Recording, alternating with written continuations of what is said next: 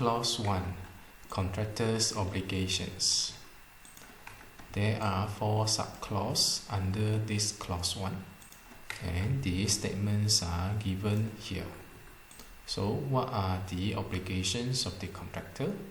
First is to complete the works in accordance to the contract document. The contract document will consist of this, and the contract bill here will consist of this. Therefore, by the definitions of the contract document, it will involve all the document within here. So, the contractor will need to complete the work as per required in the contract document.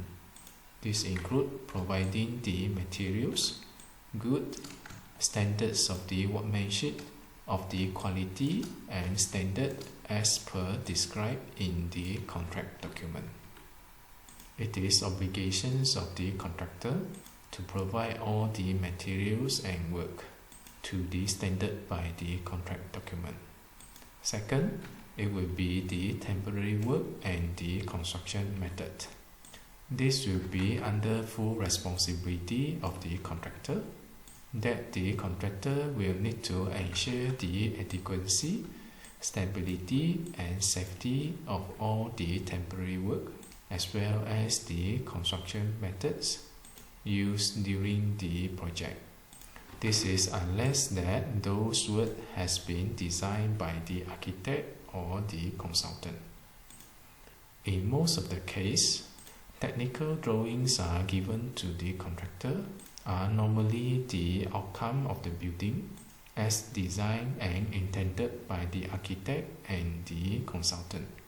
The contractor will need to realize all those designs, and in order to realize that, there will be temporary work which the contractor himself need to work out. And if the work is done by the contractor will need to take full responsibility of those temporary work. In the case that the contractor involved in the design, for example, the temporary work is designed by the contractor will need to take full responsibility in terms of the design. Normally, this design will need to be approved or accepted by the architect or consultant, as the architect or consultants are doing the supervision job, and since the design is coming from the contractor will need to take full responsibility for the design. Next, it will be the discrepancy or divergence between documents. You know that the contract document is a compilation of many documents. All these documents are interrelated. They serve the project as a whole, providing information at different perspectives. Sometimes there may be some discrepancy between the documents.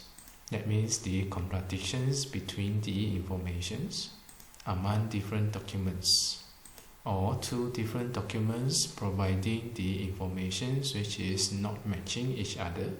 Then it is the obligations of the contractor to give notice to the architect, notifying the existence of this discrepancy before the commencement of the constructions of the affected work. The contractor will need to seek confirmations from the architect regarding the correct informations, and this notice must be written.